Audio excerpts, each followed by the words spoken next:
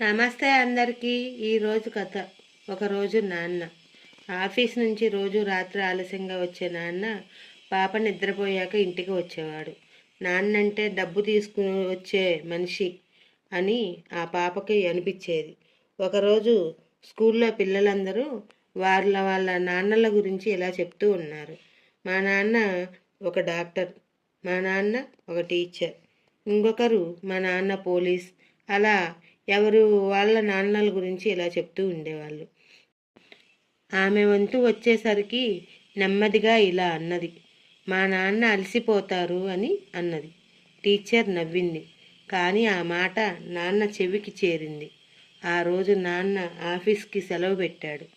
పిల్లలను స్కూలుకు తీసుకెళ్ళటం, హోంవర్కులు చేయించటం, సాయంత్రం వర్క్ చేయించటం, పార్కుకు తీసుకెళ్ళటం చేసేవాడు. రాత్రి పడుకునే ముందు పిల్లలు అడిగారు, నాన్న మీరు రేపు కూడా ఇలానే ఉంటారా అని.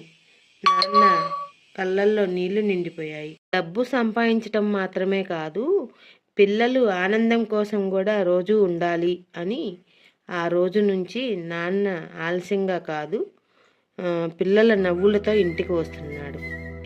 పిల్లలకు డబ్బు మాత్రమే కాదు, సమయం కూడా ఇవ్వాలనేది నాన్న అభిప్రాయం.